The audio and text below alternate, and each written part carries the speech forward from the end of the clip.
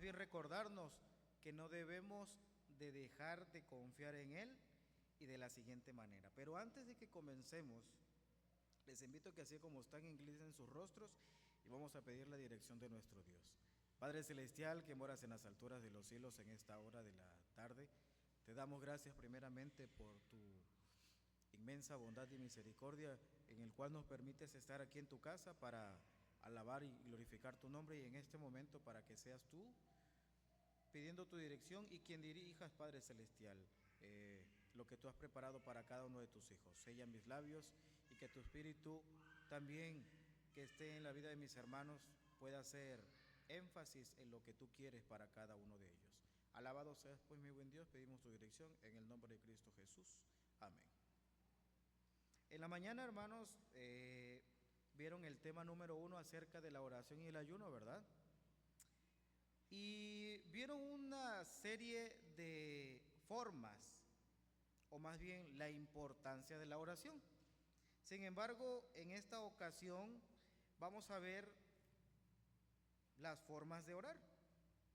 ¿Ustedes creen que nada más hay una forma de orar, hermanos? ¿Tiene que ser repetitivo?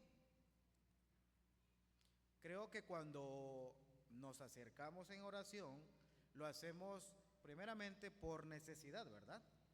Pero la pregunta sería, ¿cómo lo hacemos? ¿Por necesidad? ¿Por alguna cuestión material? Puede ser inclusive que hasta por costumbre. ¿Será realmente que lo hacemos con fe o acaso por un capricho personal? ¿Ustedes cómo lo ven?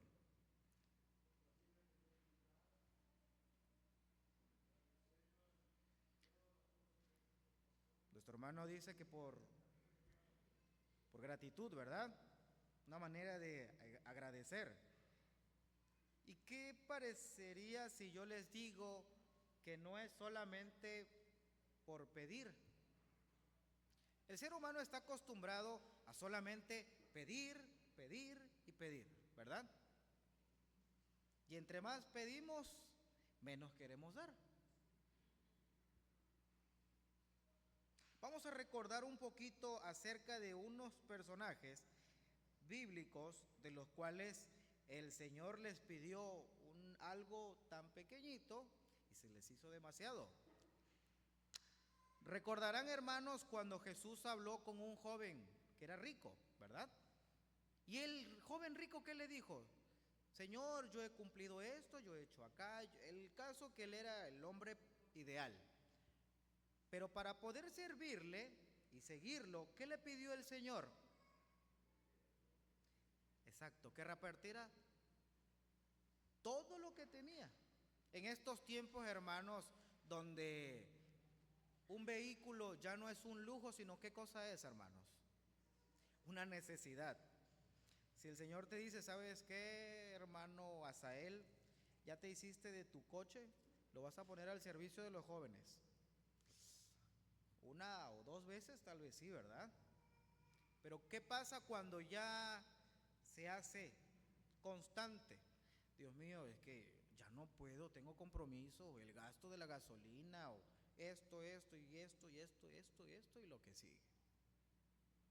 Entonces es un poquito complicado poder cumplir esa parte.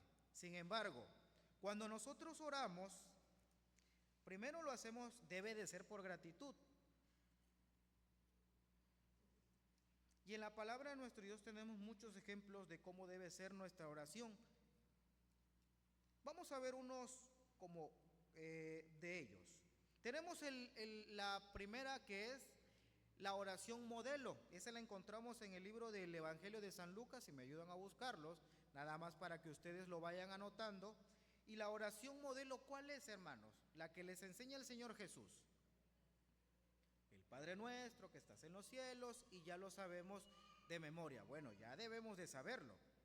Cuando Jesús estaba orando, sus discípulos al término se acercaron y le dijeron: Señor, enséñanos a qué, a orar. Y hay una oración modelo que es la que ya acabamos de mencionar y está en el capítulo 11 en sus versículos del 2 al 4. En esa oración encierra no nada más no nada más reconoce a nuestro Padre Celestial, sino también lo reconocemos con alabanza, pidiendo su voluntad para con nosotros, por nuestras necesidades, su misericordia y su cuidado. Sin embargo, hermanos, no es la única oración que debemos de hacer. La oración de cada uno de nosotros es desde lo más profundo de nuestro corazón, porque las necesidades que tiene nuestra hermana Yoli son muy diferentes a las necesidades que tiene nuestra hermana Inés. ¿O son iguales? Claro que no. Tal vez lo que para mí sea una necesidad, para otro hermano no sea una necesidad. Sin embargo, tenemos que acercarnos para poder hablarle desde nuestro corazón a nuestro Dios y externar con nuestras propias palabras lo que necesitamos. Hay ocasiones, hermanos, en las que a veces nuestra comunión o nuestra oración es tan íntima en la que no es necesario mencionar ninguna palabra, sino tus lágrimas hablan por ti. Y si lo has experimentado, hermano, te felicito, porque entonces hay una conexión que es bilateral, tú aquí y el Señor aquí, y entonces nada puede interrumpirte porque sabes que te está escuchando. Así lo creemos, hermanos. Para empezar, ¿cómo debemos de orar? ¿En el nombre de quién debemos de orar? En el nombre de Jesús. Me ayudan a buscar en el Evangelio de Juan, en su capítulo 16, versículo 23. Esto es algo que ya el Señor estableció, que todo lo que pidieres en su nombre, creyendo, lo recibiréis. Allá hay varias palabritas que quiero ir separando, pero primero, ¿qué dice Juan, el Evangelio de San Juan, en su capítulo 16, versículo 23?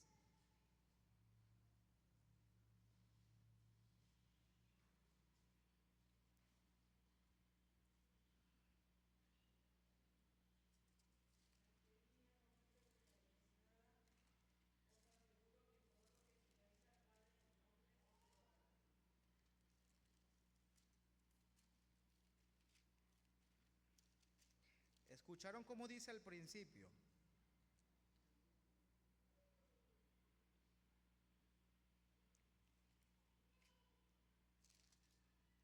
En aquel día no me preguntaréis nada. De cierto os digo que todo cuanto pidiereis al Padre en mi nombre, ¿os qué? Os lo dará. Esto es algo que ya estableció el Señor. Y no hay, hermanos, un solo mediador entre Dios y los hombres más que Jesucristo, ¿qué? Hombre. Entonces no podemos pedir que alguien interceda por nosotros, porque muchas veces caemos en ese error. Y disculpen, hermanos, que tal vez yo me vaya un poquito más profundo, pero no podemos interceder por nadie. Solamente hay un intercesor. ¿Quién es? Jesús. Tal vez nosotros estemos orando por una hermana que tenga alguna necesidad de salud, que sea muy precaria o tal vez ya sea terminal, pero si Dios, más bien Jesús, no interviene, y sobre todo que no haya disposición de la persona.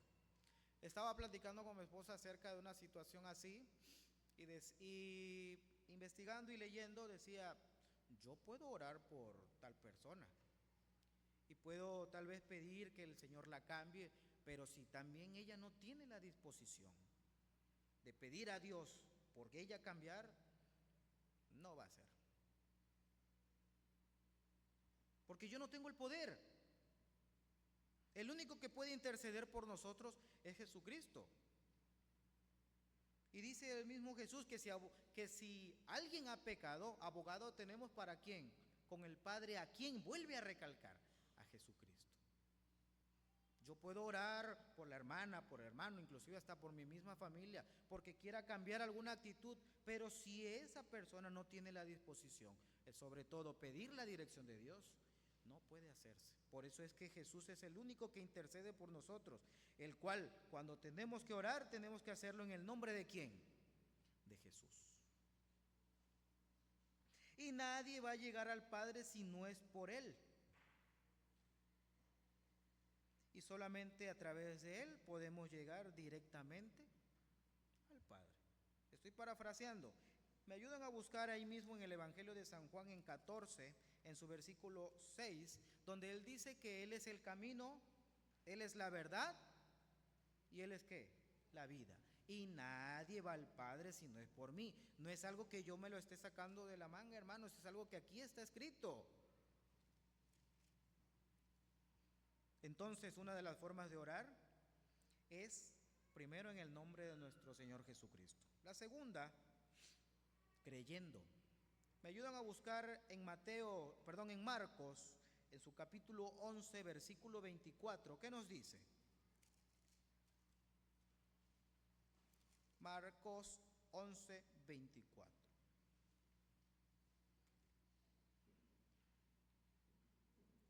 La segunda ocasión, o más bien la segunda forma de orar es creyendo. ¿Qué dice Marcos 11, 24?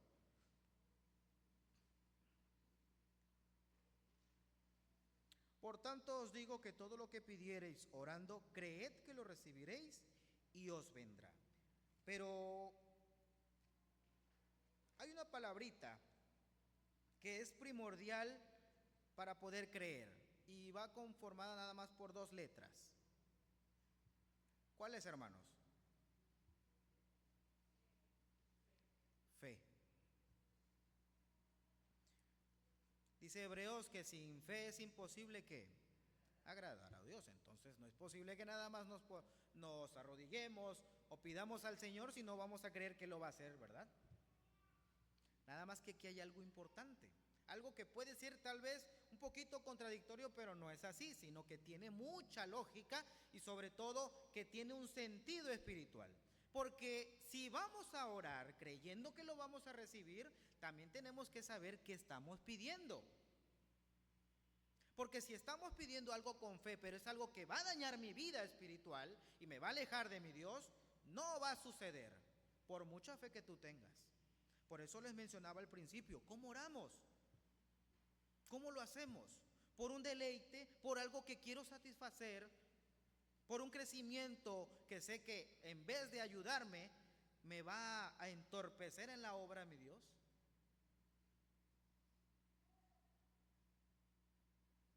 Sabemos, hermanos, que el orar no es solamente, el pedir y pedir y pedir y pedir, sino ¿qué cosa es? Es una plática, ¿verdad? El otro día me encontraba una imagen y está el hombre hincado y desde que se hincó a orar, y digo entre comillas, medio agradeció y después pidió y pidió y pidió y pidió y pidió. Y cuando Jesús le dijo, ¿pero cómo estás? Gracias, Señor. Y se fue. No nos gusta escuchar lo que el Señor nos quiere decir.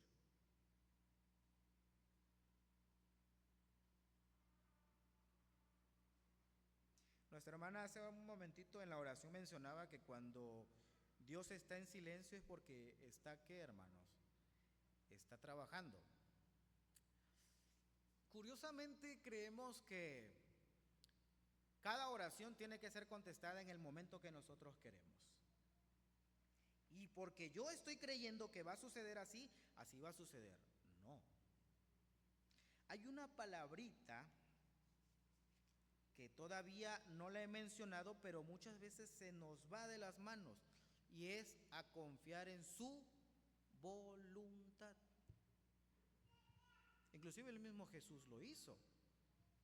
La noche que fue apresado, ¿él qué oró? Sí. Es de ti que pase qué cosa. Esta copa, pero que se haga ¿qué?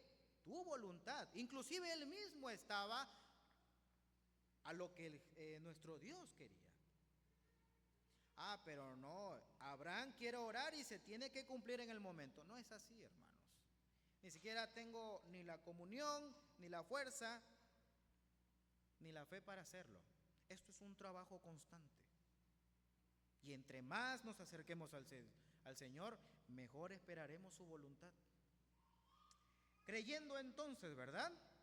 Pero tiene que ser con fe, porque si no tenemos fe no podemos agradar a nuestro Dios, ya que Él realmente nos quiere proveer de todo, porque somos sus hijos. Miren lo que dice Lucas 11 acerca de cómo es que el Señor sí acepta nuestras peticiones.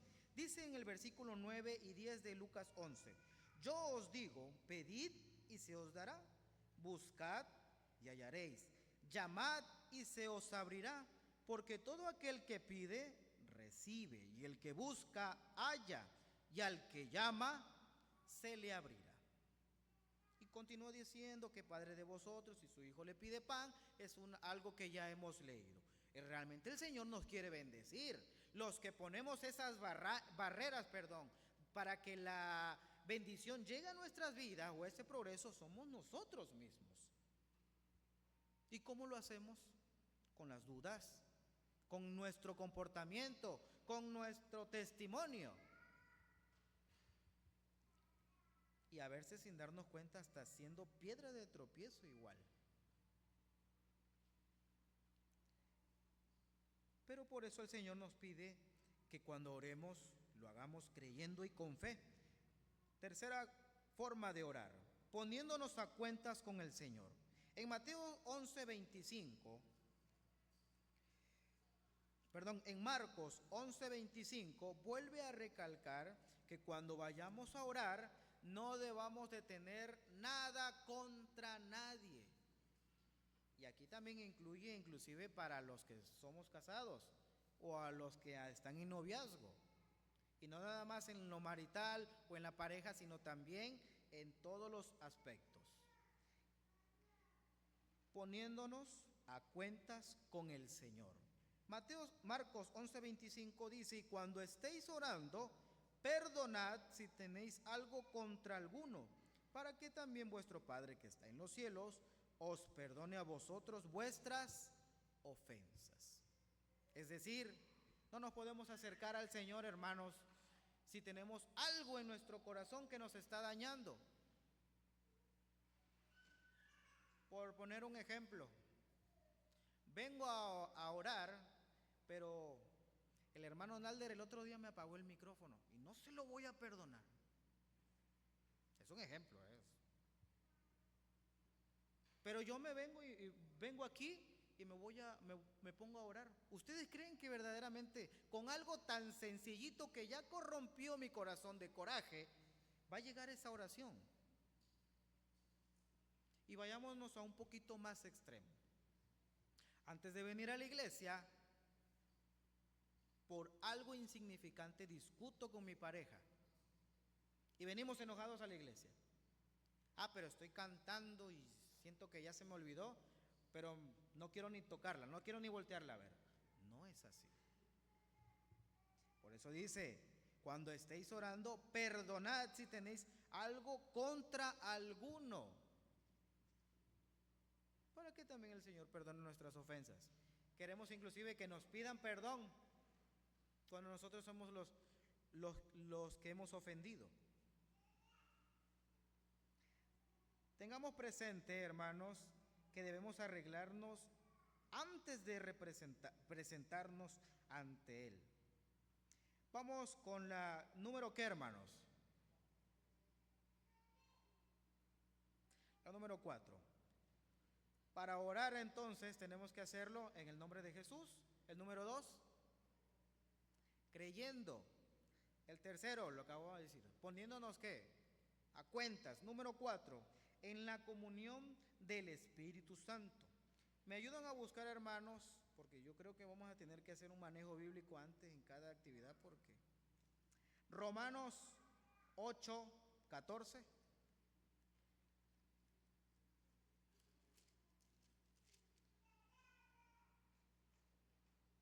Romanos 8:14, ¿qué dice, hermanos?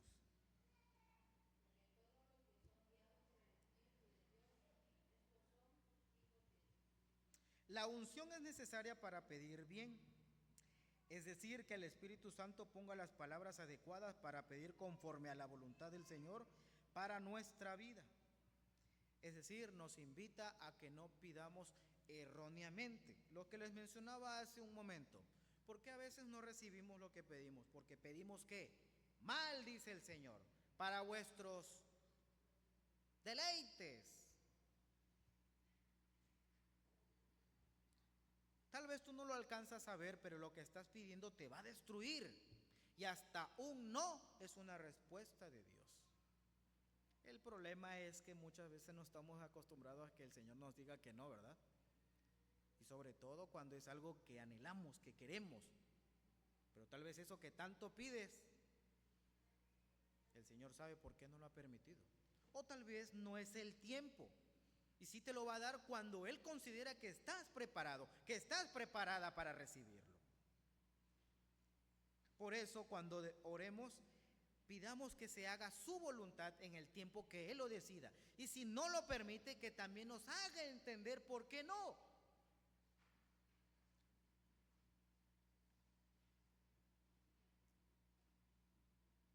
Es necesario, hermanos,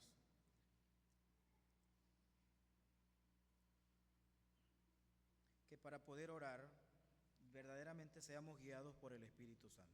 Es decir, que Él sea que cuando estemos en el momento de oración, Él nos redarguya y que pida desde lo profundo de nuestro corazón lo que realmente necesitamos, no lo que me va a satisfacer.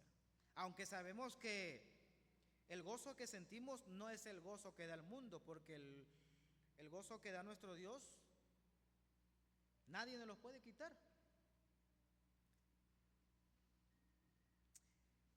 Número 5, en la intimidad. Ya voy a terminar, hermanos. No significa solamente en la soledad, como lo marca Mateo 14, 23, que dice: despedida de la multitud, subió al monte a orar aparte, y cuando llegó a la noche, allí estaba solo. Es decir, que el Espíritu Santo ponga las palabras adecuadas, ya que oración en público no es el caso de hacerlo en la iglesia solamente, sino con sinceridad de corazón, porque Dios no desprecia. Es decir, cuando oremos, hermanos, aunque sea aquí en público, hagámoslos con sinceridad. No busquemos simplemente palabras que tal vez no todos lo podamos entender, sino que salga desde lo más profundo de tu corazón. ¿Han experimentado, hermanos, y les pregunto, cuando tal vez algún siervo del Señor pasa y hace alguna oración, que esa oración te llega? Cuando eso sucede, es porque el Espíritu está obrando y estás hablando desde lo más íntimo. No se refiere simplemente a que entres a tu habitación o que te apartes de todo para que puedas orar. Eso es bueno también. Pero al momento de hacerlo en público, hay que hacerlo con verdadera sinceridad. No solamente por cumplir. Es que, hermanos, es lamentable inclusive cuando a alguien pasan, y es que a veces ni nos da tiempo de orar y ya terminó el hermano o la hermana. Señor, te pido por esto. Amén. No, hermanos. El hecho de orar es más delicado, es muy importante, porque le vuelvo a recalcar, es una plática que debemos de tener con Él, así como lo tengo con la persona que tengo al lado, es lo mismo. Yo no lo he hecho tan seguido, pero cuando lo he hecho, hermanos, de verdad se siente uno muy bien. Porque puede pasar un momento, no sé, minutos, horas, y no te das cuenta. Y parece ser que estás tan concentrado en la oración que puedes escuchar. No es solamente una idea o que tú quieras hacerte la idea, sino que realmente te está hablando desde aquí para que pueda llegar hasta acá. Porque recuerden que el Señor lo que nos pide no es el entendimiento, nos pide ¿qué, hermanos? El corazón, porque de ahí es donde vienen los buenos y malos que.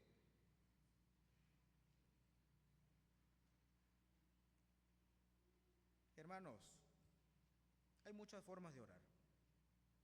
Inclusive en la palabra de nuestro Dios, en el libro de Salmos, vemos muchas oraciones, ¿verdad? ¿Quién las escribió? Principalmente David, así es. Hay oración de restauración, hay oración de alabanza, pero en este caso, hermanos, la oración que tú tengas es muy personal. Daniel 9:3 lo leímos hace un momento, decía: y volví mi rostro a Dios el Señor, buscándole en qué, en oración y ruego, en ayuno, cilicio y ceniza. Es un diálogo con el Espíritu y también lo tenemos que hacer, hermanos, con el entendimiento. No nada más, porque hay momentos, hermanos, que en los que se está orando y se pierde la concentración. ¿Sí les ha pasado? Y de repente ya no sabes de qué estás orando. Recuerden que también el enemigo hace la obra.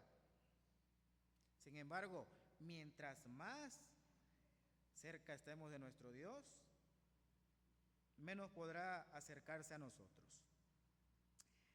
Y ya para terminar, hermanos, les voy a mencionar esto que vi en un documental. Fíjense, y les mencionaba creo que a unos muchachos de la iglesia.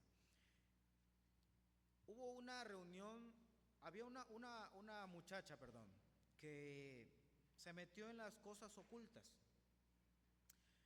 Pero lo curioso de todo esto es que ella pertenecía a la iglesia. Sin embargo, se hartó porque por diferentes razones. Entonces, ella en la plática con el pastor con el que estaba hablando, él le empieza a hacer una serie de preguntas y en una de esas le pregunta: ¿y cómo fue tu experiencia con el ocultismo? Fue de lo peor. Yo entendí el poder de la oración. ¿Y por qué?, le preguntó el pastor. Mire, pastor, en las reuniones que nos hacíamos, había un momento en el cual escuchábamos la voz de un ser horrible. No puedo decir si era Lucifer, si eran demonios. El caso es que era una voz que nos aturdía, pero a la vez nos hacía que borráramos todo y estuviéramos tan concentrados escuchándolo. Y le pregunta el pastor: bueno, ¿y eso qué tiene que ver con la oración? Porque había un momento en el cual nos formaban por grupos y nos decía el líder: van a ir a tal persona, van a ir a tal persona, van a ir a tal casa, a tal casa, a tal casa, y van a molestarlos, van a colocar ciertas cosas, y les daba indicaciones de qué tenían que hacer para perturbarlos. Pero dice ella que cuando se fue con el grupo que le tocó, desde que iban llegando a la casa, antes de que se acercaran, vieron como una cúpula que brillaba. Y el pastor le pregunta: ¿cómo que una cúpula? Sí, era como una burbuja y brillaba.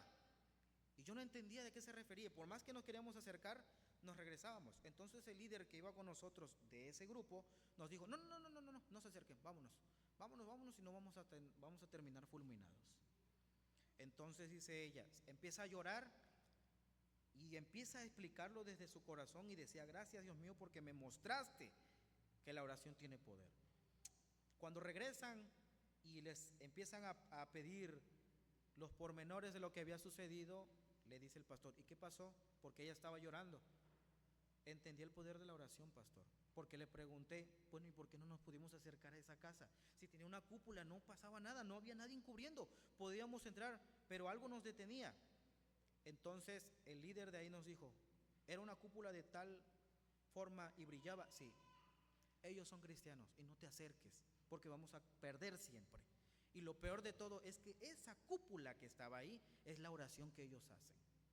Entonces el pastor entendió y dijo: la oración tiene poder. Sí, pastor, la oración tiene poder, y los mismos demonios lo saben, que al momento en que nosotros oramos hay algo que nos cubre. La gente le puede llamar de diferente manera, pero nosotros sabemos quién está con nosotros, ¿verdad, hermanos? A lo que quiero llegar, hermanos, ella tuvo una experiencia viva de lo que es la oración. Y yo creo que cada uno de nosotros ha tenido una experiencia viva con el Señor y ha visto su mano de poder de acuerdo a la oración. Yo lo que quiero mencionarles hoy, hermanos, o recordarles, es que la importancia de la oración es primordial en nuestras vidas. No solamente para pedir, y si vamos a pedir, pidamos con el entendimiento, pero sobre todo confiando en la voluntad de nuestro Dios, porque es allí entonces donde vamos a ver su mano reflejada en nuestras vidas y en lo que nosotros necesitamos. Y otra cosa, hermanos, tengamos fe, porque solamente así vamos a agradar a nuestro Dios y podremos acercarnos ante su presencia. Que Dios me los bendiga.